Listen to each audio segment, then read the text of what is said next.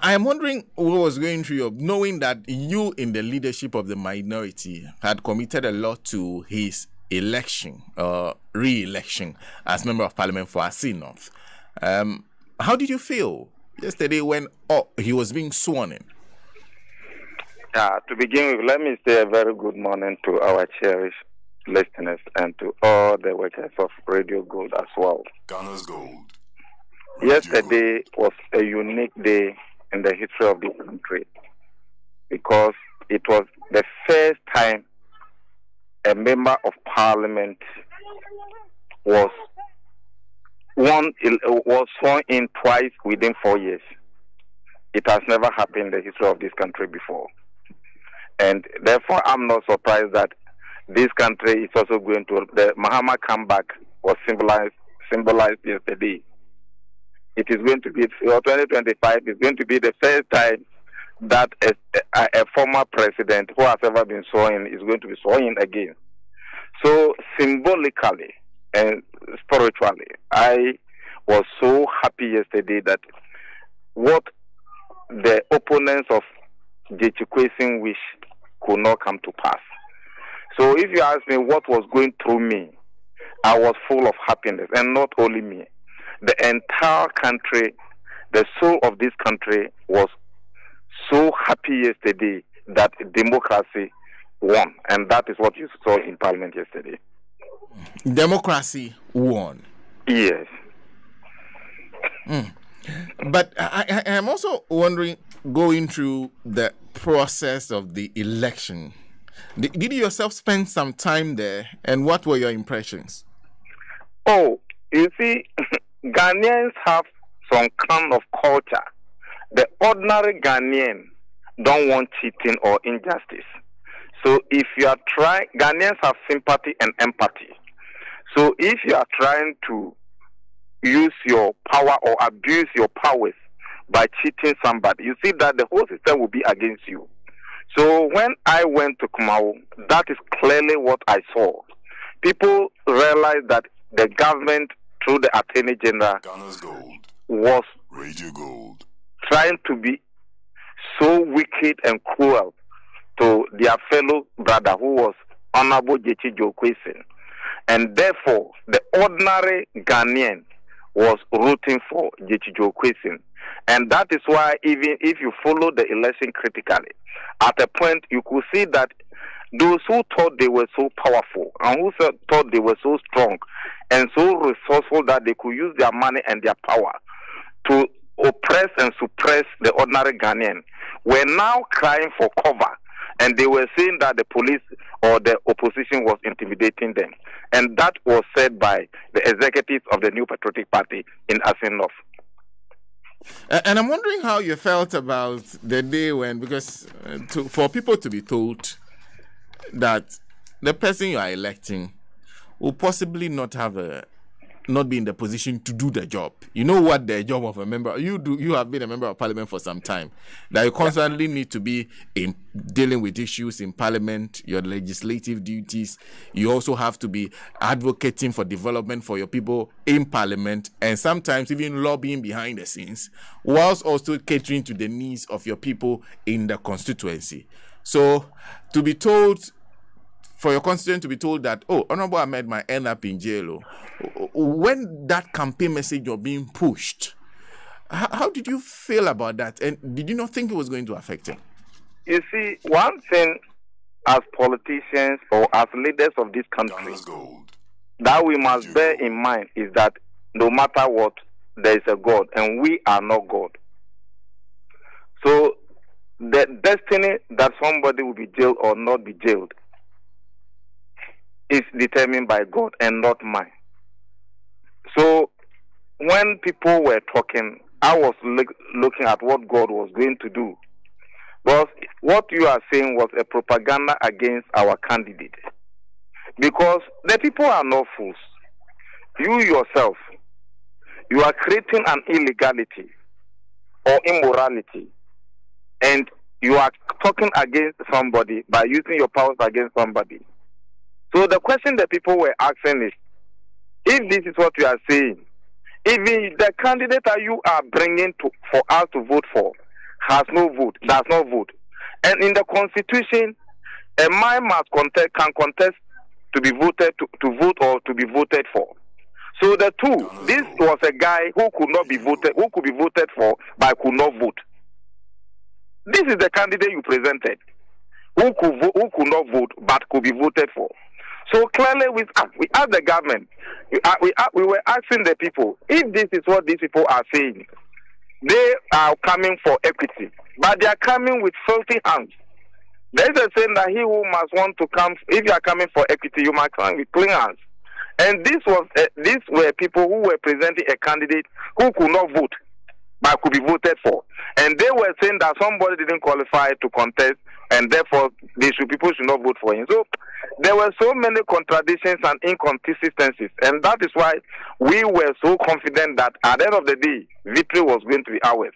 And we were not even surprised that we increased our percentage by 2%.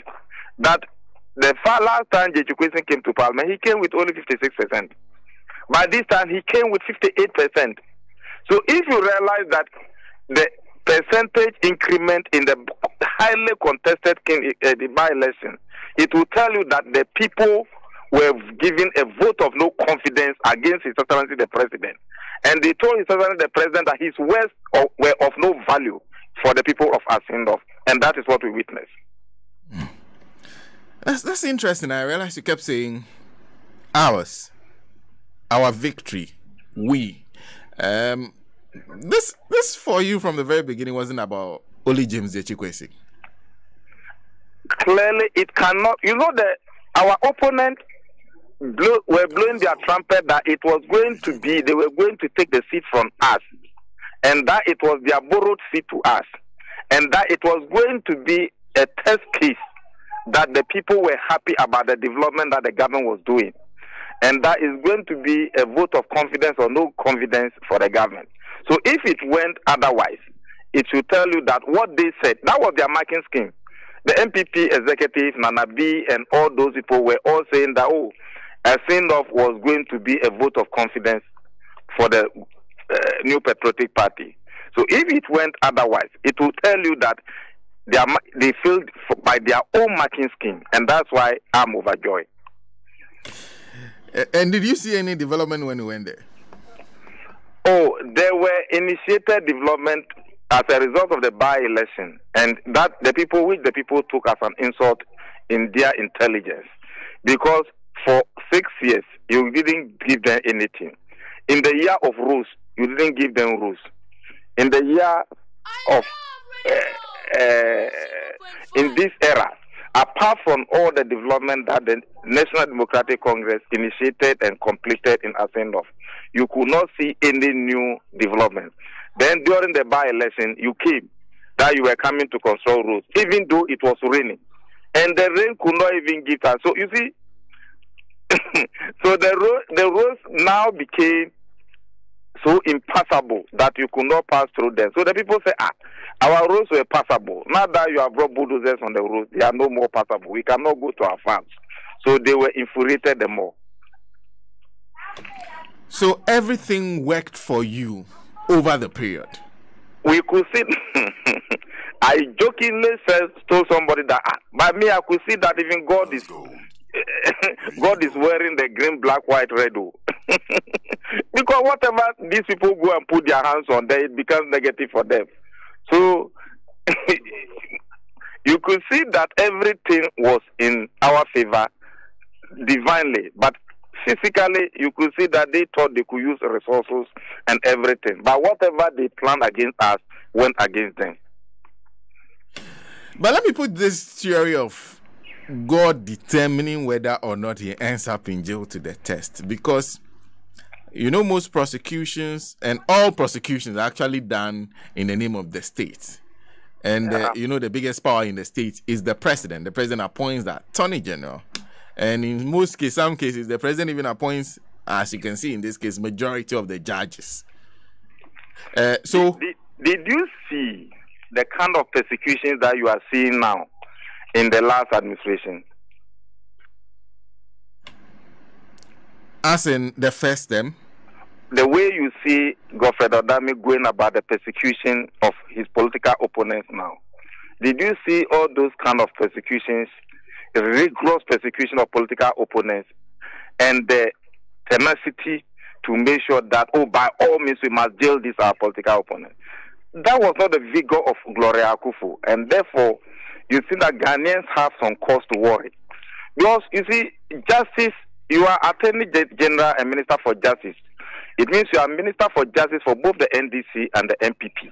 But if you want to embark on what we call selective justice, if I'm to quote the Speaker of Parliament, and who even went to the extent of saying that he has evidence to even support the selective justice theory that he's been talking of, it should tell you clearly that the Attorney General has to revise his note, and that is why we have cause to worry. What happens going forward is a threat from the minority leader. I realized that he was reading, so I'm sure you knew the speech, what was contained in that speech, before he started reading it. So it's something you all agreed to, that... Yeah. The minority leader does not speak for himself alone. In fact, he speaks for the entire minority and the entire NDC party. And when I talk of minority, it's not only NDC. The minority include even you, your good self, because you are not part of the executive. So anybody who is not in the executive is being represented by the minority in parliament as a precondition in democracy, so that we must hold the people who collect your taxes to tax on their toes. And that is the work of you and I. So he spoke for you and I. And the threat is clear, that any day that James Chikwesi is in court, the minority will be in court. Yeah, the minority must not abandon Chikwesi, because Chikwesi is suffering because of the minority, and not because of him as Chikwesi. But does that not then deprive the people of the representation they need when something is happening on the floor in that period? Shouldn't the people of Assin not be represented? Are they not Ghanaians? Shouldn't you, your good self, be represented? And who told you that Chikwesi is representing only the people of Assin North? Could you see the ecstasy in the whole entire Ghanaian? In the North, Bolga people were jubilating, Boku people were jubilating, even Boku, where there's some pocket of conflict, they were jubilating. Asante region, they were all jubilating. Bon Ahafo, grieving Greater Accra here. They were all, the entire country. It was like Blaster has won the World Cup. And this should send a real signal to the executive that they are not happy with the happenings in the country. The people are not happy. And they express it through the victory of Chikwesi. You could be passing and somebody will thank you for the victory. Thank you for the victory. Thank you for the victory. In Greater Accra here, in the Ashanti region, you know, we were sleeping in Obuasi and going to Assin North every day until the last 2 days that we slept in the communities. And throughout the whole place, you could not see even people in MPP shed, some were jubilating. That Chikwesi has won. And you could see the kind of vote, 17.something%. Nanadu, in the last election, it was, Nanadu has 16,000. You understand? And Chikwesi won with skirt and blouse. And this time, the skirt and blouse even increased. So it tells you that some or most MPP supporters even voted for Chikwesi. And it tells you that they have no confidence in their own government and in their own president and what he said. Honorable, is it not better to have some representation than no representation at all? That it's not better to have the people of Banda represented. When we are talking of representation, are you not going to represent you in the court too? Or you think we are not closing down Parliament as we are saying? There we are. Parliament needs just 138 to do business. The MPP are just 137. We can give them about 2 people. So if you add 2 to 137, it's not 139. Business will go on. Not that we are going to close down Parliament. Parliament will not be closed down. That's not what we meant. But we will not abandon Chikwesi. That's what we mean. And we would, if they finish dealing with Jechukwueze, who are they coming to? Maybe it may be you or me. So if you sit there and think that they are dealing with Jechukwueze, after Jechukwueze, they'll come to you. Exactly. When in the good Bible, when John the Baptist was arrested and the apostle didn't care, they abandoned John the Baptist. He was beheaded. But when Peter and James were arrested, the apostle realized that after Peter and James, they will be coming to us. So they all went together and prayed, and the prison gates were open, and Peter was released. So you don't just abandon your opponent thinking that they are dealing with him. There is a saying in Akanda, "Abrechriba no see etone mame no de entono, but we eton mame no we are no be on the eton." Honorable, thank you very much for speaking to us this morning. I wish you all the best. Thank you, my good brother, for having me. That's Honorable Ahmed Ibrahim, Deputy Minority Chief Whip. Remember, his work is to whip. So he needs all the numbers he can get. So he will always push for the entirety. He's like that shepherd who, when he can't find one